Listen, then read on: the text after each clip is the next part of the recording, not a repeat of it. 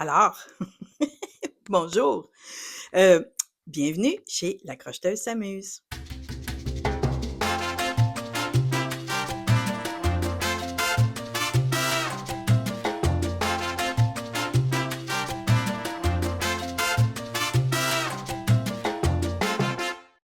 Bon, ça fait un bout de temps que je n'ai pas fait d'épisode. La vie quoi. Je pense le dernier c'était numéro 9 puis c'était quoi, le mois de novembre, décembre 2025? Peut-être? Je suis pas certaine. Mais là, écoutez, la vie et on doit prioriser certaines activités. Mais j'ai quand même été, assez productive côté professionnel, de crochet. J'ai des patrons qui s'en viennent, incluant celui, pour le chandail que j'ai sur le dos en ce moment là. Puis j'ai chaud là, il fait chaud. Hem Et j'ai mon projet secret qui va être annoncé bientôt, alors j'ai hâte, pour ça et d'autres petites affaires là qui étaient sur, le plan de travail depuis un bout de temps. OK, là je me suis changée parce que j'avais trop chaud, mais le chandail, c'est celui-ci. Attends, je vais juste déposer mon micro 2 secondes.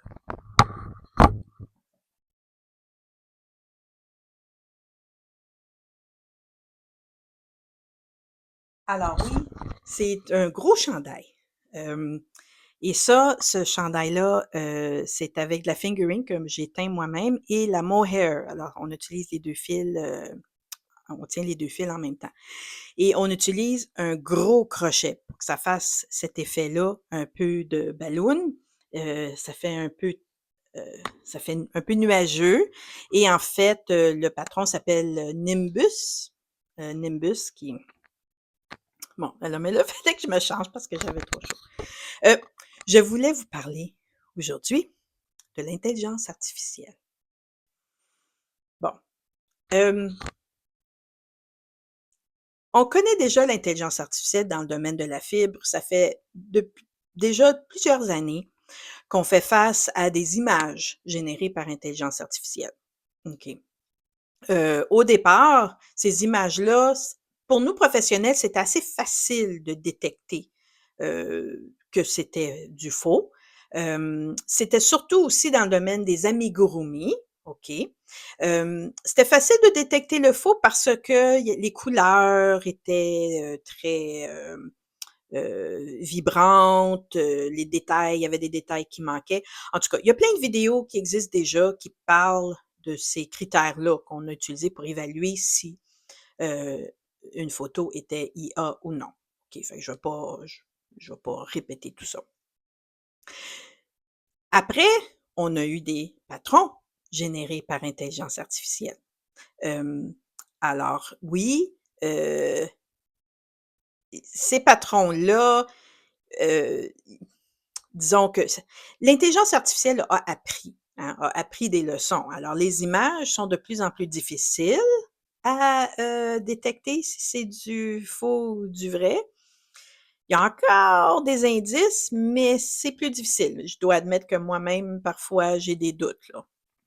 Les patrons par IA ne sont pas tous pourris, mais il manque encore beaucoup de détails et la raison pour ça, c'est que, heu l'IA ne peut pas reproduire, fidèlement évidemment le processus créatif du ou de la designer et là je m'explique. Parce que quand on décide d'écrire un patron, on a un concept, on a une idée, hein? Et là, on va tester notre idée, on va tester le concept. Alors, on va prendre notre crochet, on va prendre une laine et on va tester ce qu'on a dans la tête. Et là, heu, ça va,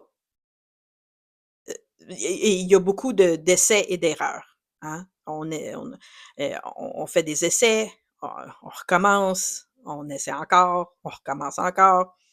Ce processus-là, cette partie-là, ça peut être long pour certaines, plus courte pour d'autres. Pour moi, c'est long. parce que j'ai souvent une idée, j'ai l'impression que, OK, si je fais telle maille, da, da, da, ça va faire cet effet-là. Là, je le fais physiquement, puis je dis: «Ah non, j'aime pas ça». OK. Après ça, on écrit le patron ou moi, je l'écris en même temps. OK? Fait que mais on a chacun notre processus pour l'écriture du patron. OK. Mais on a un produit, on a quelque chose de physique à la fin de ça.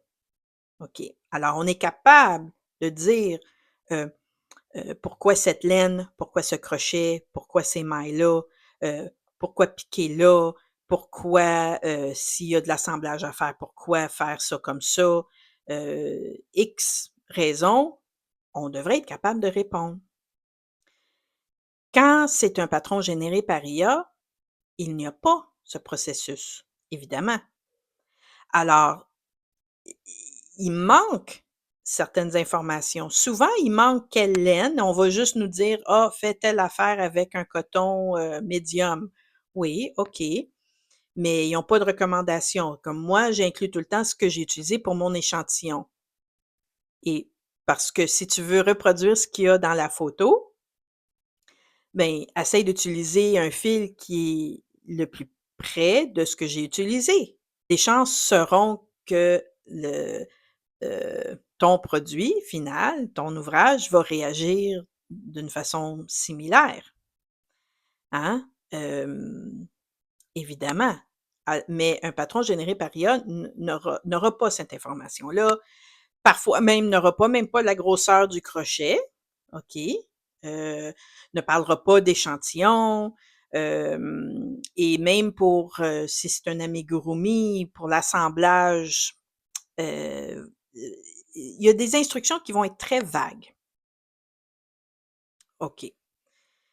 Et si une créatrice a des questions spécifiques, hem, nous, on est ouvert à répondre aux questions. Moi, quelqu'un m'envoie un courriel avec une question: «Nadine, j'ai de la misère au rang 4 ou au tour 4, telle affaire, ça fonctionne pas, il y a quelque chose que je comprends pas». Alors moi, je suis capable de faire du troubleshoot. Je suis capable d'essayer de raisonner avec elle pour voir qu'est-ce qui se passe?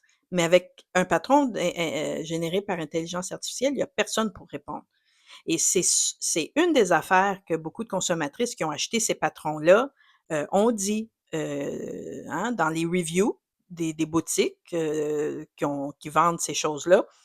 Heu, 1 étoile, parce que: «Oh, j'avais un problème et j'ai essayé de contacter la designer, puis j'ai jamais eu de réponse».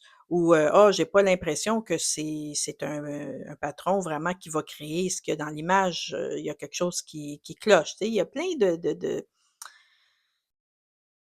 hein, la puce à l'oreille, là. Il y a des choses qui ça fonctionne pas.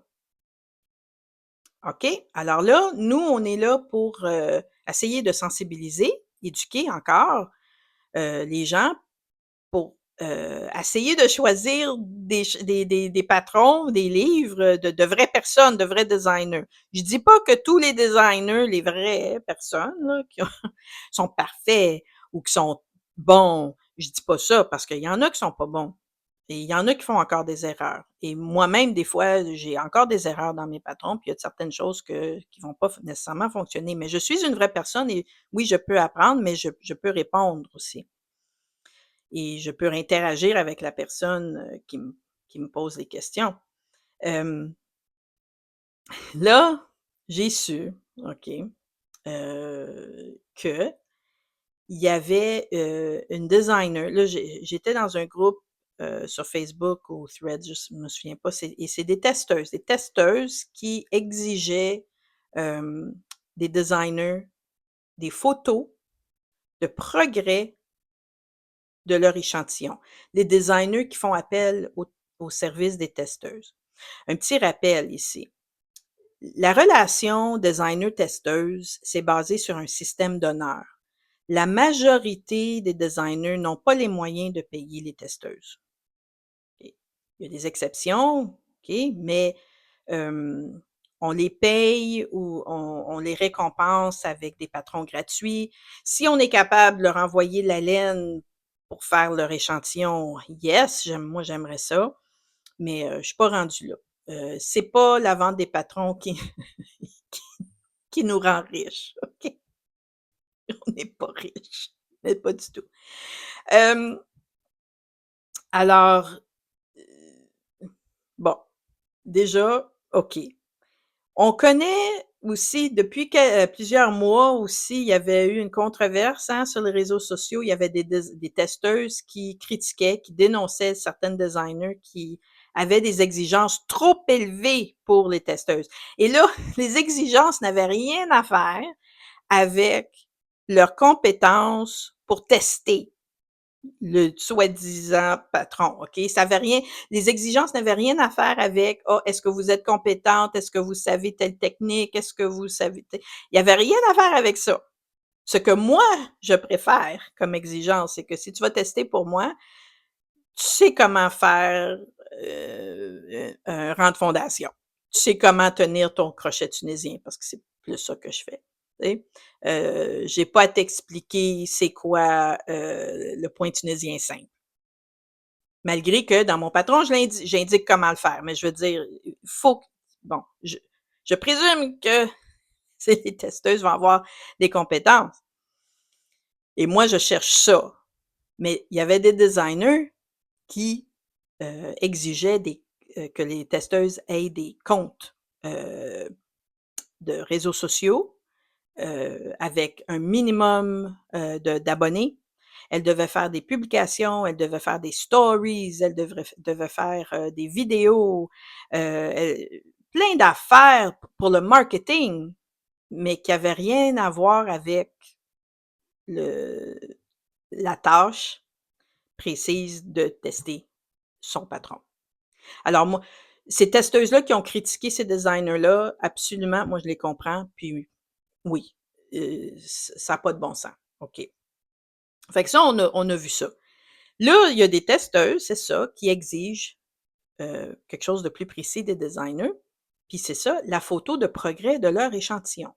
Quand j'ai vu ça, j'ai trouvé ça un peu bizarre comme demande, honnêtement, parce que j'avais certaines présomptions, hein, mais en grattant, en lisant un petit peu plus, j'ai découvert que dans cette situation-là, la designer n'avait pas de photos, de son échantillon.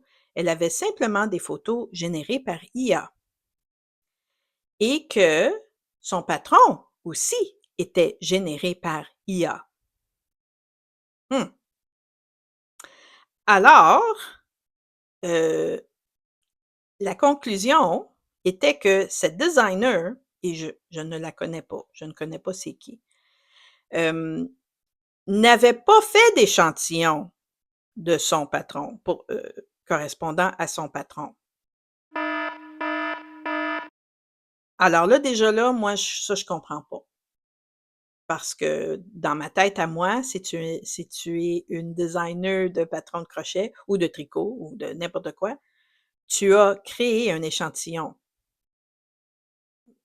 Je veux dire, comment est-ce que tu écris ton patron si tu as pas fait ton échantillon? Mais elle a décidé de faire appel aux testeuses, par contre. Et c'est là qui est, alors elle fait appel à des humains, des vraies personnes, des testeuses, pour valider, hein, je veux dire, tester le patron, faire des corrections aussi, peut-être? Ou suggérer des corrections? Puis dans ce cas-ci, moi, je pense qu'il y en aura pas mal de corrections ou des rajouter des choses spécifiques, là, tu sais? Mais le problème, c'est que ces testeuses-là, ils ont vite découvert que c'était pas légitime cette affaire-là parce qu'il y en a qui avaient des questions techniques et personne ne pouvait répondre. Alors si cette designer n'a pas fait l'échantillon non plus, comment est-ce qu'elle peut répondre? Alors c'est comme ça, je pense que les testeuses ont eu encore l'expression «la puce à l'oreille» que: «Wow, wow, wow, wow! Hem, ça, c'est pas correct». Dans ce cas-ci, elles vont faire le gros du travail et là, cette designer-là va se retourner de bord avec tous les commentaires, toutes les corrections, va tout refaire le package ou va plugger ça dans son intelligence artificielle pour dire, bon, avec les corrections, voici les corrections, refaites-moi le da. Et là, elle va publier le patron pour vendre. Alors ça, pour moi, c'est inacceptable. Petite clarification par rapport à l'intelligence artificielle. Je ne suis pas contre l'intelligence artificielle de façon générale. Utiliser l'intelligence artificielle comme un outil dans notre travail peut être bénéfique. Mais là, je m'explique. Qu'est-ce qu'on veut dire? Je ne veux pas dire utiliser l'intelligence artificielle pour remplacer moi dans tout le processus créatif. Oh no! Mais si je peux utiliser l'intelligence artificielle pour m'aider à, je sais pas, moi qui est pas, je suis pas très bonne en marketing, OK? J'ai aucune connaissance en marketing, en comment me vendre, comment non, j'ai rien là-dedans. Alors, si j'ai un produit ou un patron intéressant que je veux promouvoir, je peux demander à l'intelligence artificielle de m'élaborer un plan de marketing pour m'aider. Et là, je peux regarder ce plan-là et dire: «Ah oui, OK, ça je peux faire, ça je peux faire». Mais ça m'aide, mais ça n'a pas remplacé le gros de mon travail qui était d'écrire mon patron, de faire les idées, l'écrire mon patron, là. OK? Je l'ai peut-être utilisé pour corriger mon patron, tu sais. Lui demande: «Corrige-moi les fautes de français, corrige-moi les fautes d'anglais», mais je revise encore, évidemment. Alors, utiliser l'intelligence artificielle de cette façon comme un outil, comme un ordinateur est un outil, comme la calculatrice est un outil, comme, un marteau est un outil, comme, le couteau est un outil, hem, ou le food processor ou le blender, hein? Il y a plein d'outils qu'on utilise pour rendre notre travail plus facile. J'ai rien contre ça. Mais, à répéter, si ça remplace le processus créatif au complet, mais là, ça, c'est un non, évidemment. Alors, cette personne-là, cette designer-là, qui veut faire tester ses patrons générés par IA, qui n'a eu aucun input dans son propre patron, je présume, ben là, malheureusement, on en voit de plus en plus. Je dis pas des patrons générés par IA qui sont testés par des humains, il y en a qui font même pas cette étape-là. Fait qu'imagine cette personne-là décider de faire cette étape-là, de faire tester, hem, peut-être parce qu'elle voulait se donner une plus grande légitimité. Alors je présume qu'il y a une personne derrière ça. Mais la plupart là, des patrons puis tout ça qui sont générés par IA, il y a pas de test, il y a pas rien. Il y a rien, rien, rien. Et il y en a de plus en plus. Et on les voit de plus en plus dans, ou sur les plateformes comme Etsy, sur Amazon. C'est un fléau, c'est un vrai fléau. Juste à regarder là, j'ai fait, un genre de recherche sur Etsy là, tout à l'heure et voyez ce qu'on voit, hein? Je veux dire, C'est ça a pas d'allure, là, c'est vraiment et puis ces images-là sont même pas super parfaites, là. Je veux dire, il y a des images IA qui sont plus difficiles à détecter, qui sont IA. Celles-là sont faciles à détecter parce qu'il y a beaucoup de ces images-là qui ont rien à voir et là, je regardais le crochet tunisien et il y a pas un crochet tunisien dans les photos, il y en a pas un. C'est juste des crochets ordinaires, réguliers. OK. C'est correct jusqu'à un point parce qu'on peut dire qu'on peut pratiquer avec un crochet régulier quand c'est juste quelques mailles. Mais là, à proposer des projets et tout, puis pas avoir une photo avec un vrai crochet tunisien, ou même, soyons honnêtes, ou même des échantillons au crochet tunisien. Il y en a pas. Et là, il y a même une image qui dit: «Crochet tunisien en rond», là, hein, et c'est pas du crochet tunisien. Bon, alors ça, il y en a plein et malheureusement, il y a des gens qui achètent ça et là, après ça, sont mécontents parce qu'ils comprennent rien. Ça a rien à voir avec ce que c'est supposé d'être ou, il manque des instructions ou, il y a plein de trucs, là. Il y a plein de trucs et ça devrait être des gros drapeaux rouges, les gros, gros, gros drapeaux rouges. Là, si j'avais à proposer des trucs de comment reconnaître quelque chose qui est faux. Bon, j'ai déjà élaboré des trucs pour savoir dans la mode comment détecter le vrai du faux. Parce que ça, c'est plus facile parce qu'on quand on est devant, le chandail, disons, en boutique, puis on peut toucher le chandail, j'ai des trucs à vous donner pour détecter qu'est-ce qui est du vrai crochet et qu'est-ce qui est du faux crochet, mais annoncé comme du crochet. Ça, vous savez que je fais ce genre de sensibilisation depuis un bon bout de temps. Mais quand on parle de présence sur l'internet, sur les internets, de qu'est-ce qui est faux puis qu'est-ce qui est vrai, ça, c'est une autre question. C'est autre chose. Déjà, hein, on a parlé des critères pour évaluer les photos. OK. Là, on peut parler des critères pour évaluer les patrons. OK. Évidemment, il y a une autre façon de détecter, ça serait de voir est-ce qu'on peut voir s'il y a une vraie personne derrière, ce compte, cette boutique. OK, fait que si on est sur, Etsy, évidemment, bon, on peut aller voir un peu fouiller un peu, si ça a l'air qu'il y a personne, il y a pas de photo d'une vraie personne, il y a, ça a l'air très générique, bon, les chances sont que c'est probablement du faux ou des choses volées, évidemment. Hem, mais c'est pas nécessairement garanti que c'est du faux ou volé parce qu'il y a des personnes quand même qui veulent garder leur intimité, qui veulent, leur vie privée, privée. Alors, il y en a qui veulent pas trop afficher, heu, qui ils sont. Il y a aussi les réseaux sociaux. Je veux dire, s'ils ont des réseaux sociaux, allez voir et là là, ça va être drôle ce que je vais dire, OK?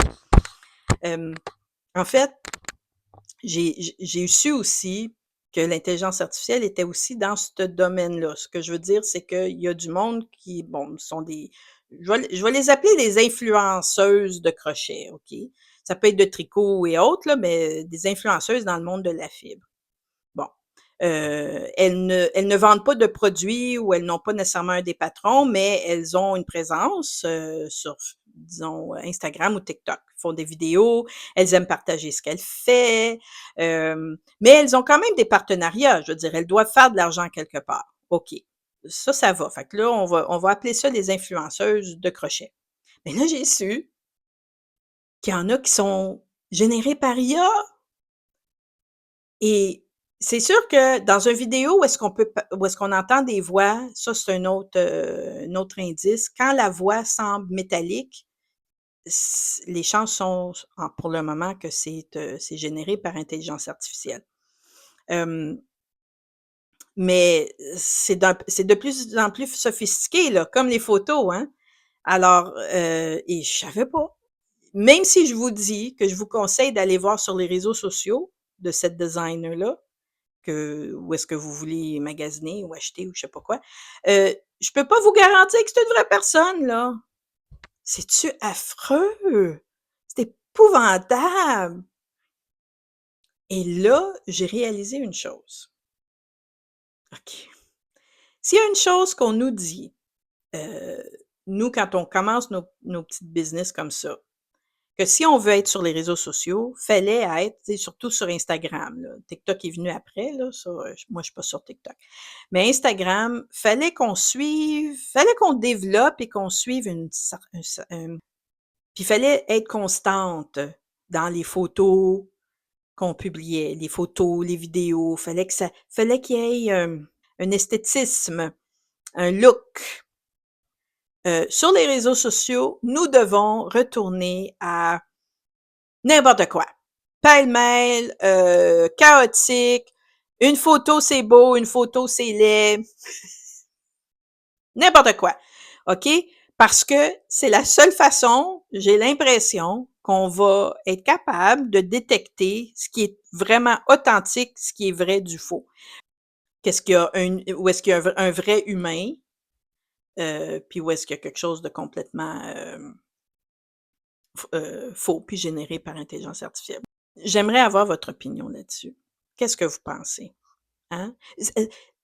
Est-ce qu'il y a d'autres trucs pour savoir, pour essayer de détecter qu'est-ce qui est vrai du faux dans ces comptes-là, ces boutiques? Et là, pour rester, on peut pas l'éliminer complètement. C'est sûr que est-ce que je suis hypocrite parce que je veux l'utiliser comme un outil pour certaines tâches que j'ai à faire? Comment est-ce que je peux juger une autre qui veut l'utiliser plus, de façon plus globale? Heu, Moi, je pense que c'est une discussion qu'on peut avoir. L'IA ne doit pas remplacer, mais ça doit aider. Alors, j'aimerais bien avoir votre opinion, sur ça, parce qu'on fait face à ça à plusieurs niveaux, dans plusieurs sphères de nos vies. Hem Et puis, dans la sphère, créative, j'aimerais savoir, c'est quoi votre opinion?